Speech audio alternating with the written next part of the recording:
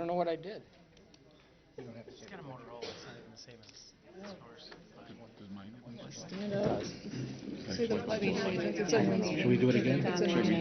Okay. I'm not Oh, sure. yeah. The 23rd. I'd like to call this meeting to order, and would you all please rise again for the Pledge of Allegiance to the flag?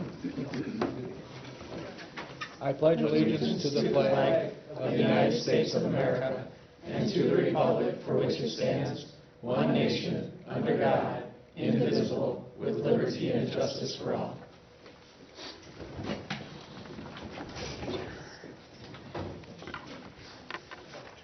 We need a motion to adopt the consent agenda as an order of business, with anybody identifying any items to be taken off the consent agenda for separate discussion. So moved. Second. Any discussion? All in favor? Aye. Now we'll be considering approval for the consent. We'll be considering approval for the following items. Approve the minutes of the August 10th, 2015 Committee of the Whole meeting, August 18th, 2015 regular Board of Education meeting, August 18th, 2015 closed Board of Education meeting. Approval of financial reports for the period of July 1st, 2015 through August 31st, 2015, and approval of bills for the period of August 1st, 2015 through August 31st in the amount of $2,382,208.02. Need a motion. So moved. Seconded. Any discussion? All in favor? Aye. Board list, district leadership team and strategic planning.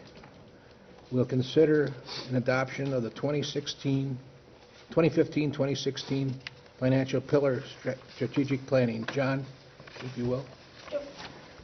Put up behind you, and I hope you have in your board pack. The financial pillar updated based on the discussion we had at the most recent Committee of the Whole.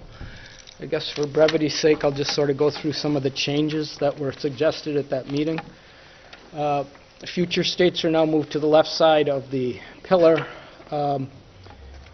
Within the first one that talks mostly about our financial status as a district, we changed the word from food service operation will be profitable to sustainable, and as well as adding the line and capital projects when we plan for funding future post-retirement benefits, post-employment benefits and capital projects, as now both kinds of trusts are now available if you're able to set money aside for those, and it can grow outside the revenue limits and whatnot, if you have excess money in a budget in any particular year.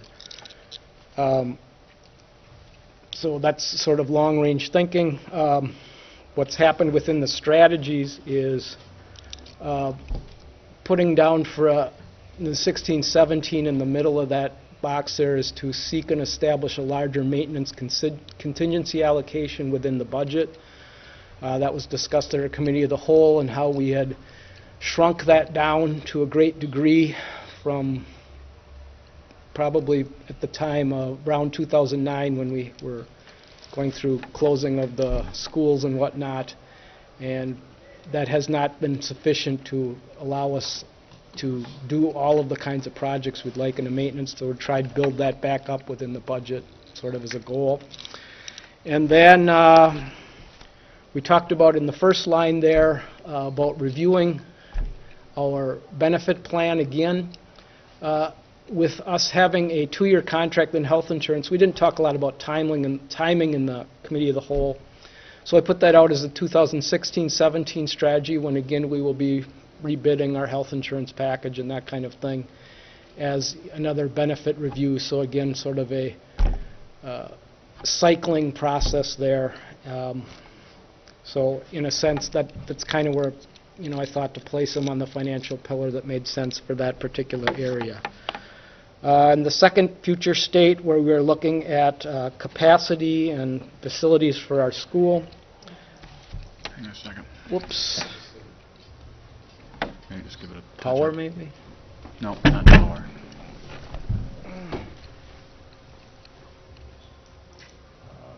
Which one push here.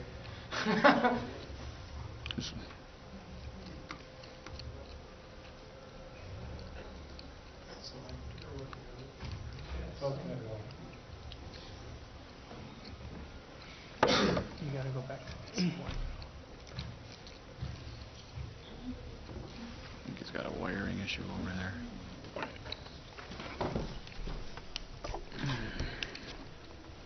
We got nothing. I'm gonna go back to PC1.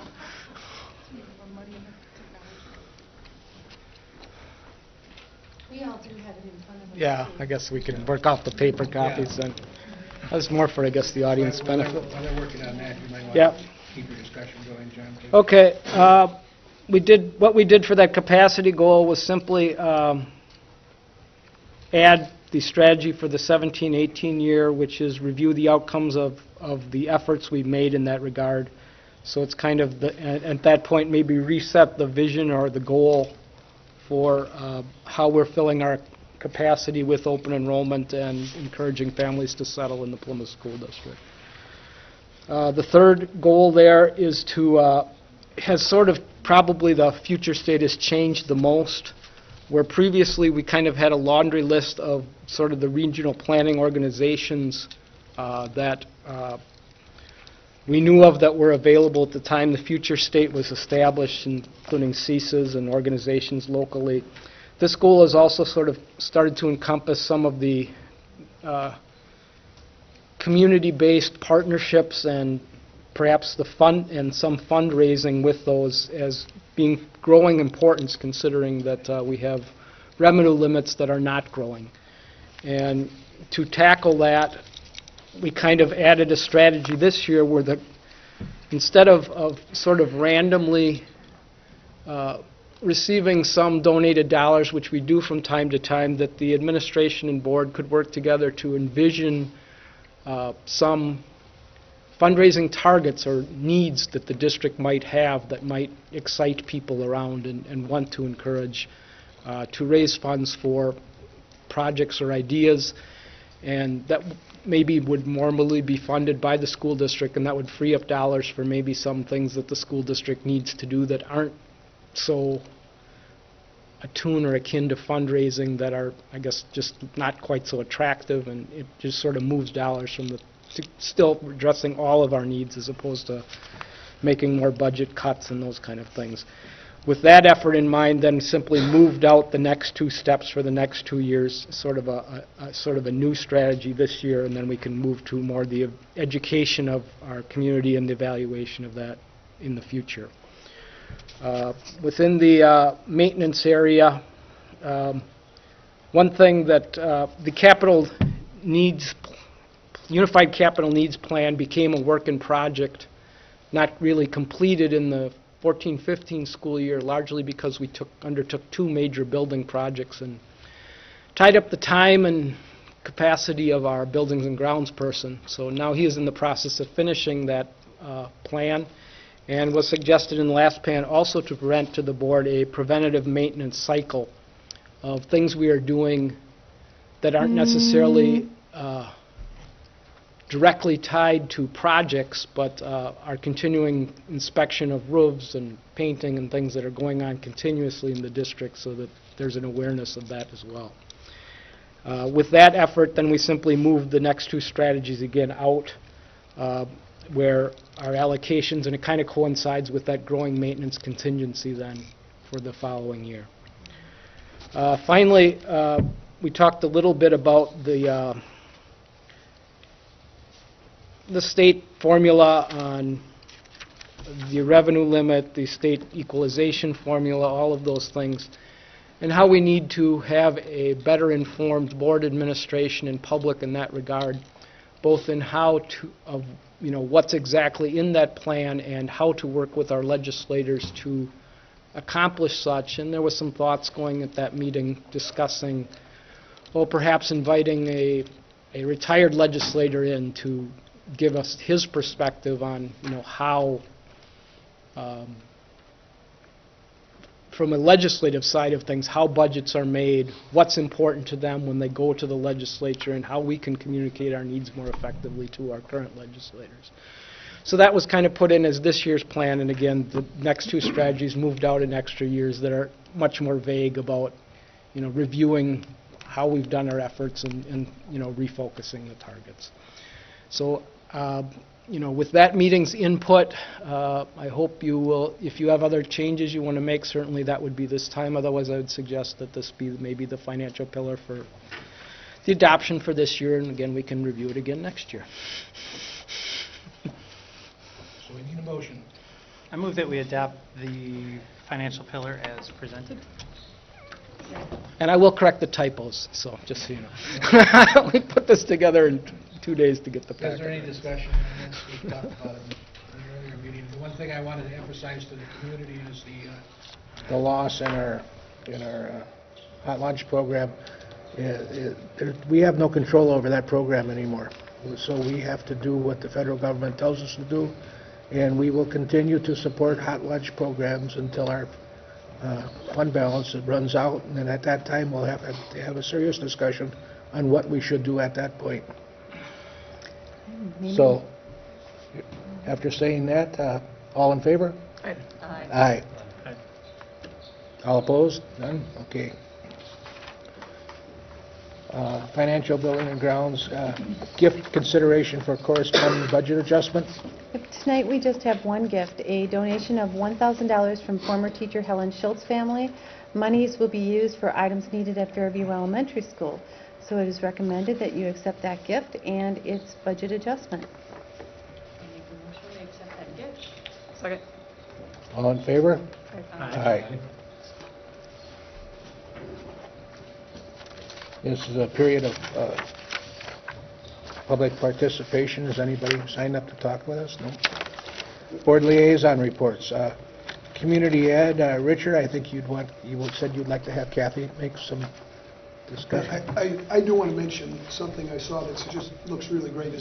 They call it Fantastic Fridays, and with the change in the calendar, the teachers are using a full day once a month for their professional development and to help families out, as well as take advantage of the opportunity to put more in the lives of the students. Community education on those Fridays, the first one being a week from this Friday, have some fun type of activities. They're going to go to the Henschel Indian Museum and Trout Farm for the first week, and they've got other activities. And parents who might be concerned about child care for your students, it's a great thing, and I just was really impressed with staff put this thing together. So, and then Kathy wants to talk about a community initiative that we're participating in. Before Kathy speaks, though, I could have gotten a little lost there, Richard, talking about the teachers and the professional development and then the Henschel Museum. But the teachers aren't going to do that. That's open for the children. That's correct. That's open for the children. What's that? Community ed is doing it. Correct. And it's Yeah. open to anybody. It's not just students in our just students in our school, but any of the schools that are off on that day. We want to make those days fun and inviting for all.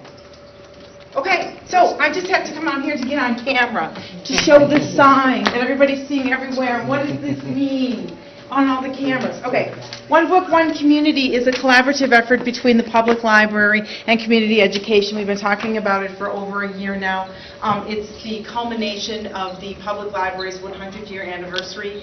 This is their 100th year, and we are doing it. It starts in October. What it is a community book read. Just to clarify, it's different than a book club. This is something that started in Seattle years ago called One Book, One Community. We're keeping that name. Ours is One Book, One Community, the Plymouth chapter. And we just encourage people to read the book, the entire community. This is something we will do annually from now on. The book is Go Set a Watchman by Harper Lee. Just was released in July. Many copies available at the library. I believe they have over 150 copies of it. So go and grab your copy there. You can also purchase it with a 10% off coupon that's on the website that's listed on here, our weekly. And a lot of activities planned from October 13th, which is, we'll have a screening of To Kill a Mockingbird in our auditorium here, a number of book discussions, a panel discussion, a lot of events. So we just want to encourage people to get involved. This is engagement. It's wonderful. Two things I love about it. The idea is that the city that opens the same book closes it in greater harmony. That's a quote from a woman from the Washington Post. It's what we hope for. What I hope for is that you're just standing in the grocery store line and somebody turns to you and says, "Are you reading the book?" That's what we want. So that's what it is. Thanks. Kathy, I have a question for you. Yeah. This information is probably on the website, but do they have flyers laying around the community Yes, someplace? we're getting more and more out. Poor Jamie, every day she makes another 100, and I say, run another 100 because some more people ask for them. So where do you think they're at right now? Well, they're at any place that has these signs. Okay. The coffee shop, the library certainly has them, the bookstore has them. Did I take them to Francis Chiropractic yet? The eye doctor down the road. So many places, right here in the Plymouth School District as well. So it's on the website too. And there'll be posters hanging up shortly. Okay, thank So- you. And then Kathy, one more thing. Yes. As far as the Friday, Fantastic Friday program, Yes. that sign up is, they sign up with Community Ed, is that correct? With Community Ed, yes. And then the fees on that? The fees are, it's $30 a day, Okay. a time. And Yeah. I think I. And read that there's like it an includes, early- childcare is provided from 6 to 6. The event basically will happen, our buses leave at about 9:30, we're back by 3, but there's still wraparound care during that time. So you pay $30 and you can drop your children off at 6 and pick them up at 6, so. Okay, and Yeah. it looks like, I'm just reading this real quick, that that $30 is if you sign up a week in advance, but it's $45 if you sign up the week of the event? Yes, Okay, that's so it's correct. to your advantage to sign up early? It is to your advantage to sign up early, yes. Okay. Yes, yes. Very good. That's it. Thanks, Kathy. Thanks, Kathy. Okay, foundation, Bob? Anna just charged me with topping that. Well, I'm not dancing around and I don't have a sign. Anna, I must apologize, but I was out of town, so I did not go to the foundation meeting. I'm sure they had some great conversations surrounding the Pay It Forward campaign, and that's in full swing now, and there's a lot of vibe if you've been on Facebook, and there's a lot going on. So very exciting time for the foundation as a great revenue driver to get everyone engaged. So all of the alumni engaged in giving back to our school system. And there's also a community component as well, where we're trying to do the same sort of thing with the area businesses and get everyone involved with let's pay it forward in the system. So that's probably one of the topics that they discussed. I'm sure they were also discussing the Food Science and Egg Center, the fact that it's operational. There's activity there. We will have the open house on homecoming weekend, October 9th, 5 to 9. You'll be able to come and go through the facility. And what am I leaving out because I wasn't there? You're here. Actually, I can pull in the outside. actually, the time is going to be 5 to 8. 5 to 8? For the open house. Oh, they shortened it. Yeah. I wasn't part of that discussion. Lighting, et cetera, Okay. et cetera. Oh, okay. So, and then also the grand opening Yes. for the donors and supporters on the 1st of October. On the 1st of October, so. All great work. And I just want to put in a plug too, there will be an alumni table, so when you're finished looking at the Food Science and Egg Center, please stop by the alumni table and sign in, anyone that is alumni, and make their presence known, and we'll see who's going to be the class that has the most folks attending. How'd we do? Perfect, you can tell about grants if you want. Or that next time. I'll save grants for next time. All right, thanks. And that's it? Family Resource Center, Pam, please. Yeah, a lot of people are hungry. 1 in 6 Americans is hungry. That's more than 50 million of us. And 1 in 5 American children are hungry. It's harder to learn when you're hungry, and it's harder to grow up healthy. So the Family Resource Center is giving away bags of free food. It's healthy food, vegetables, fruits, those types of things. First come, first serve, so October 1st at our office at 1500 Douglas Drive at the Generations Building. It's October 1st, 10:30 to noon, while supplies last.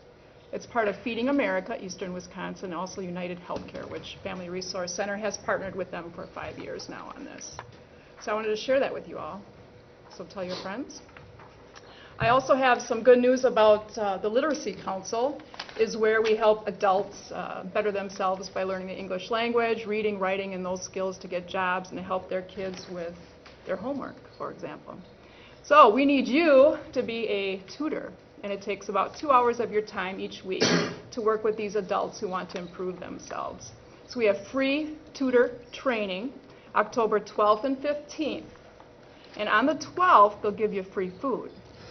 So if you would, please consider that. And you can contact Carol DeSalt. And her number is 892-6706, extension 206. And her email is cdussalt@frc-sc.org. So one way to get involved and one way to eat well and help yourself.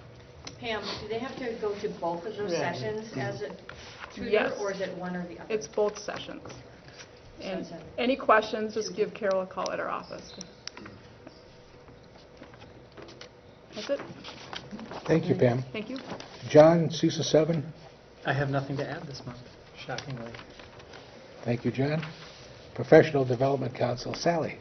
We've not met during the summer. We will be meeting later this month. Thank you, Sally. Moving on, we'll have personnel. Carrie, would you please go through it? Sure. Tonight, the board will consider a 100% contract for Shelley Benedict to teach grade 7th and 8th science and math at Riverview Middle School. Shelley received her bachelor's degree from the University of Wisconsin-Oshkosh, and this will be Shelley's first year as a teacher. Also, the board will consider a 100% contract for Chad Vigilant to teach English Language Arts at Plymouth High School for the 2015-16 school year. Chad received his bachelor's degree from the University of Wisconsin-Madison in the area of English and went on to receive his teaching license from the University of Wisconsin-Green Bay. This will also be Chad's first year as a teacher. So, Okay, we'll need a motion. I'll make a motion to accept those hirings. Second that motion. Any discussion? All in favor? Aye. Item number C, support staff. All right, tonight, the support staff update, Karen Paul, special education assistant at Horizon, has resigned. Karen has worked at the district for 4 years. Amy Zimes, special education assistant at Riverview Middle School, has resigned, and Amy has worked for the district for 1 year. Amber Hartenstein, special education assistant at Riverview Middle School, has resigned, and Amber has worked for the district for 3 years. Jennifer Reiner, technology secretary, has resigned, and Jennifer has worked for the district for 9 years. Amy Donor has been hired as special education assistant at Horizon Elementary School. Holly Robinson has been hired as special education aide at Riverview Middle School. And Bethany Halleck has been hired as a secretary at Plymouth High School. Kathy McCabe has been hired as a special education assistant at Fairview Elementary School. And Sonora Stout has been hired as a special education aide at Riverview Middle School. And that's our update. Okay, thank you. We have nothing from the consent agenda.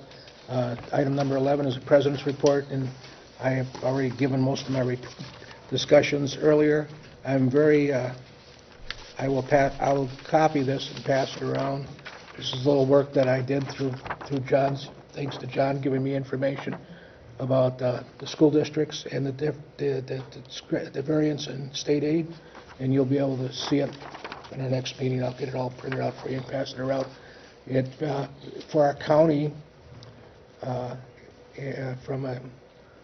this is based on last year's actuals, because this is all just a snapshot in time.